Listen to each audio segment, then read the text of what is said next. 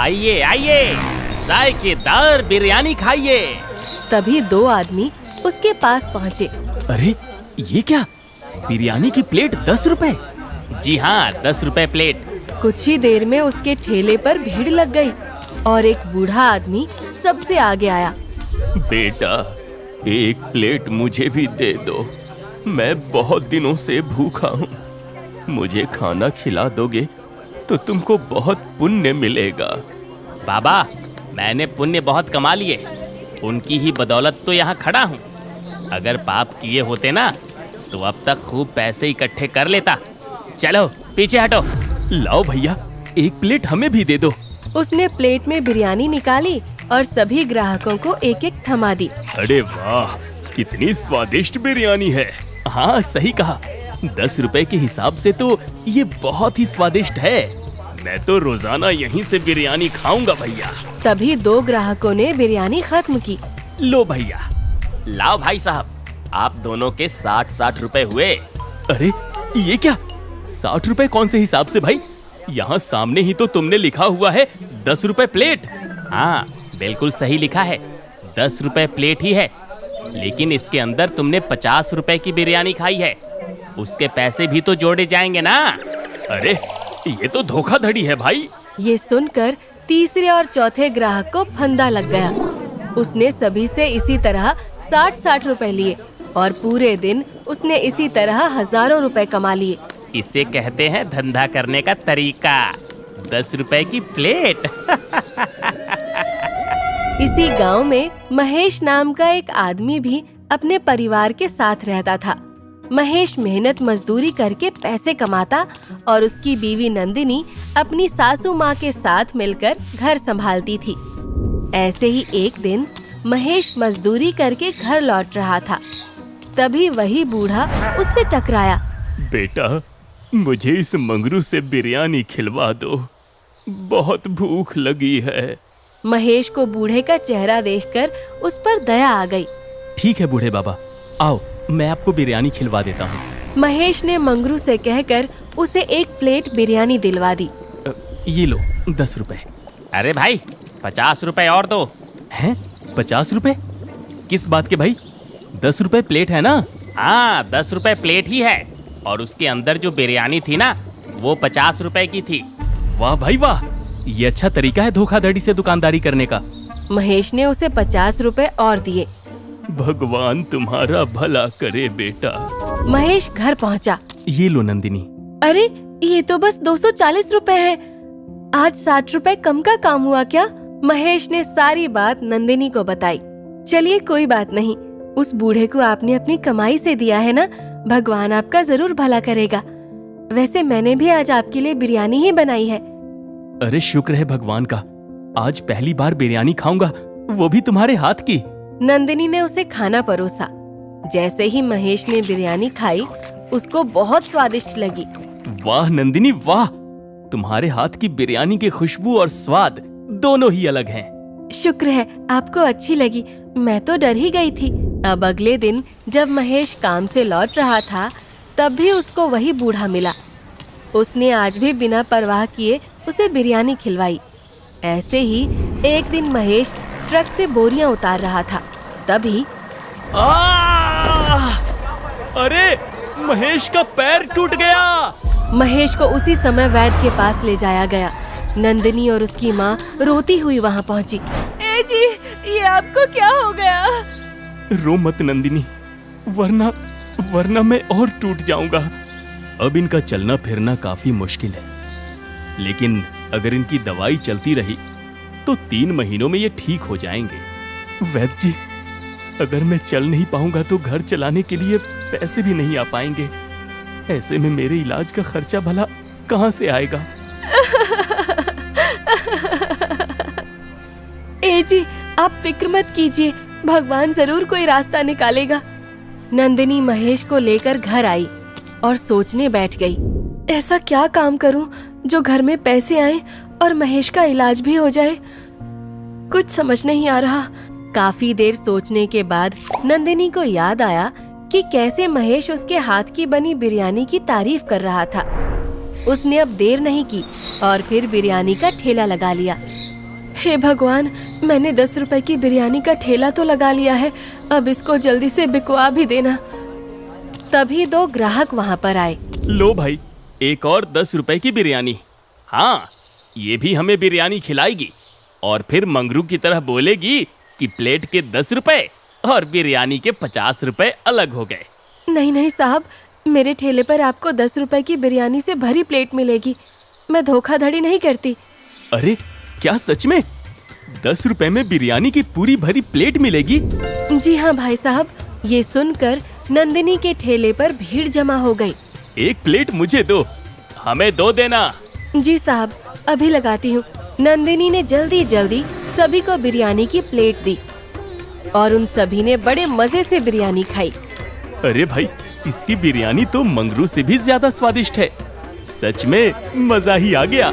उसी टाइम मंगरू भी वहाँ आ पहुँचा, लेकिन कोई भी उससे बिरयानी नहीं ले रहा था। सभी नंदिनी से ही बिरयानी लेकर खा रहे थे। बेवकूफ औरत, 10 रुपए में बिरयानी बेचने पर इसको नुकसान होने वाला है।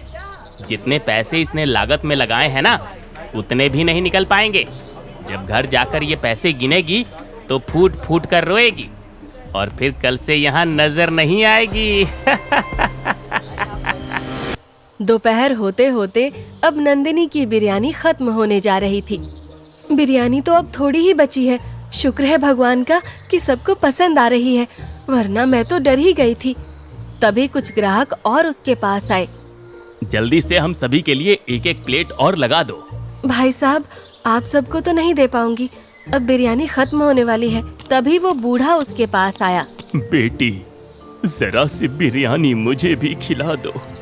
मैं बहुत दिनों से भूखा हूँ। मेरे पास पैसे भी नहीं है। कोई बात नहीं बूढ़े बाबा, आप पैसे मत देना। नंदिनी ने उस बूढ़े आदमी को बिरयानी की एक प्लेट दी। अब जितनी बिरयानी बची है वो आप लोगों में से कुछ को मिल जाएगी। ये कहकर नंदिनी ने एक एक करके सबको बिरयानी देना शुरू किया। लेकिन एक चमत्कार हुआ। उसने सभी को बिरयानी दे दी और उसके बाद भी पतीला खत्म नहीं हुआ। अरे, ये बिरयानी अभी तक खत्म क्यों नहीं हो रही? कुछ देर पहले तो आधे में से आधा पतीला बचा था, अब उससे भी ज्यादा दिख रहा है। कितनी बिरयानी लाई है इस पतीले में ये? शाम हो गई लेकिन अभी तक खत्म नहीं हुई। वो बूढ़ा नंदिनी को हैरान देखकर रहस्यमयी तरह से मुस्कुरा रहा था, जैसे उसे कुछ मालूम हो। नंदिनी की रात तक काफी अच्छी कमाई हो गई और वो अपने घर वापस पहुंची। उसके हाथ में नोटों की गड्डी देखकर महेश और उसकी माँ खुश हो गए। देखो महेश, मैंने आज कितने पैसे कमा लिए। अरे, इतने पैसे सिर्फ 10 रुपए की बिरयानी बेचकर? हाँ महेश, मुझे तो खुद अंदाजा नहीं हुआ। जितने पैसे बनाने में लगे थे उनको निकालकर मैंने 3000 रुपए अलग से कमा लिए। चलो, ये तो बहुत अच्छा हुआ। अब अगली सुबह फिर से नंदिनी ने अपना ठेला लगाया और सबसे पहले वही बूढ़ा बिरयानी खाने आया। उसके बाद ग्राहकों की भीड़ लग गई। ये क्या? ये तो फिर से अपना ठेला ले आई। इससे कोई नुकसान नहीं हुआ? नंदिनी रोजाना ठेला लगाती और उस बूढ़े को मुफ्त में बिरयानी खिलाती और उसकी बिरयानी रात तक खत्म भी नहीं होती थी और वो अच्छे पैसे कमाने लगी। मंगरू अब नंदिनी से जलने लगा था। एक दिन एक बूढ़ी नंदिनी के ठेले के आगे से गुजर रही थी। तभी उसकी कमर में मोच आ गई। आ, आ, आ। अरे बूढ़ी अम्मा, क्या हुआ आपको? नंदिनी अपना ठेला छोड़कर बूढ़ी की मदद करने उसके पास चली गई।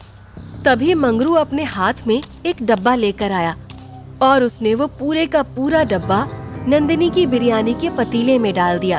आज के बाद ये नंदिनी अपने ठेले पर बिरयानी नहीं बेच पाएगी। और वापस अपने ठेले पर आ गया। नंदिनी भी उस बूढ़ी को टांगे में बैठाकर वापस अपने ठेले पर आ गई। कुछ देर बाद जितने भी लोगों ने नंदिनी की बिरयानी खाई थी, सभी के पेट में दर्द हो गया। करीब 12 लोग पेट के दर्द से जूझते हुए वैद्य के पास पहुँचे। अरे, बहुत तेज दर्द हो रहा है। अरे, इतने सारे पेट के दर्द के मरीज?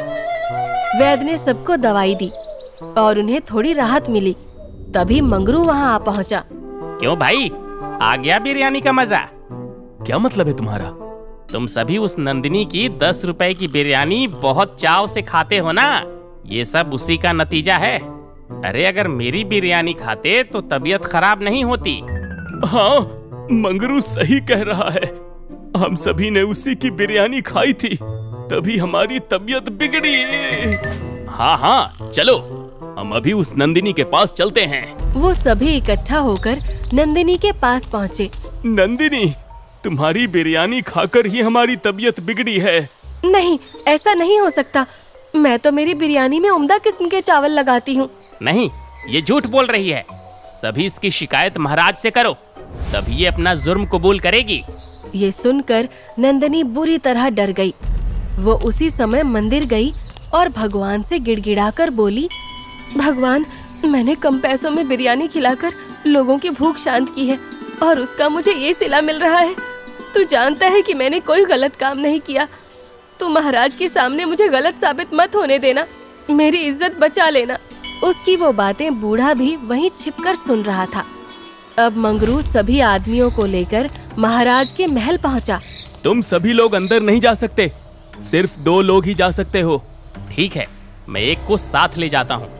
अगर महाराज कहेंगे तो तुम लोगों को भी गवाही के लिए बुलवा लूंगा। मंगरू एक आदमी के साथ दरबार में हाजिर हुआ। महाराज की जय हो। कहिए, क्या समस्या है? तभी वो बूढ़ा आदमी भी दरबार में हाजिर हुआ और सब कुछ देखने लगा। महाराज, हमारे गांव में कई लोगों की तबीयत बिगड़ चुकी है। 10 रुपए की खराब बिरयानी खिला खिलाकर उस बिरयानी वाली ने कैसे सबको नुकसान पहुंचाया है, ये आदमी आपको बताएगा।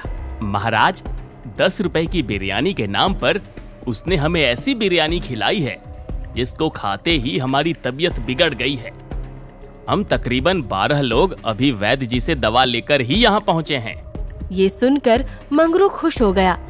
बताओ हमें, कौन है वो शख्स जिसकी बिरयानी खाकर तुम लोगों की तबीयत बिगड़ी है? महाराज, वो इंसान यही मंगरू है जिसकी बिरयानी खाकर हमारी तबीयत बिगड़ी है।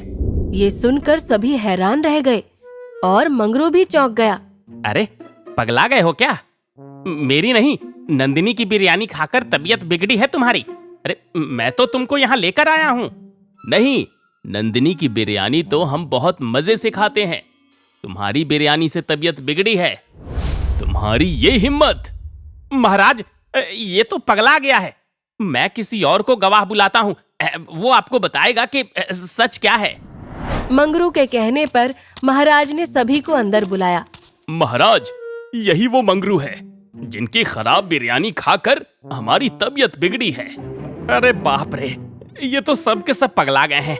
मंगरू, हम तुमको 1 माह कैद खाने में रखने की सजा सुनाते हैं। अरे बाप रे! मंगरू को कैद खाने में डाल दिया गया। अगले दिन सभी ग्राहक नंदिनी के घर के बाहर जमा हो गए। नंदिनी, बाहर आओ, बाहर आओ भाई। नंदिनी, ये सभी लोग हमारे घर के बाहर जमा क्यों हुए हैं? मेरी बिरयानी खाकर सबकी तबीयत बिगड़ गई है, इसलिए ये सब शायद मुझे पकड़कर महाराज के हवाले करना चाहते हैं। अरे बाप रे! ऐसे कैसे ये इल्जाम तुम पर लगा सकते हैं? चलो मेरे साथ बाहर चलो, मैं इनसे बात करती हूँ। अब माँ नंदिनी को लेकर बाहर निकली। देखिए, मुझे पता है कि आप सबको बहुत परेशानी हो रही है, लेकिन मैं अभी भी कहती हूँ कि मैंने ऐसा कुछ नहीं किया जिससे आपके स्वास्थ्य को नुकसान पहुँचे। ये सुनकर सभी ने एक दूसरे का मुंह देखा और एक आदमी बोला, नंदिनी, हम सबकी तबीयत तो उस मंगरू की बिरयानी खाकर खराब हुई थी। हाँ, और उसे हमने महाराज के यहाँ कैद खाने में डलवा दिया है। क्या सच में? हाँ, और हम लोग यहाँ जमा इसलिए हुए हैं कि हमें तुम्हारी बिरयानी खाने का मन है। तुम जल्दी से अपना ठेला निकालो और हम सबको अपनी 10 रुपए की बिरयानी खिलाओ। ये सुनकर नंदिनी खुश हो गई और फिर से बिरयानी का ठेला लगाया और उसको अच्छे से चलाने लगी। इस तरफ मंगरू को समझ नहीं आ रहा था कि उसके साथ क्या हुआ। ऐसा हुआ कैसे? सभी आदमियों ने अपना बयान कैसे पलट दिया? तभी वही बूढ़ा आदमी वहाँ प्रकट हुआ। जो दूसरों का भला करते हैं और ईमानदारी से काम करते हैं, उनका बुरा कभी नहीं होता। तुम यहाँ कैसे आए? क्या तुम कोई जादूगर हो? कहीं तुम्ही ने तो ये सब नहीं किया? नंदिनी को बचाने वाला तो भगवान है, मैं तो बस एक जरिया हूं और कुछ नहीं। उस दिन से नंदिनी की दुकानदारी दिन दोगुनी और रात चौगुनी हो गई। उसने अब अपनी दुकान खोल ली। उससे कमाए हुए पैसों से महेश का इलाज भी करवाया। कुछ ही दिनों में महेश भी ठीक हो गया और अब वो दोनों मिलकर 10 रुपए की बिरयानी की दुकान चलाने लगे।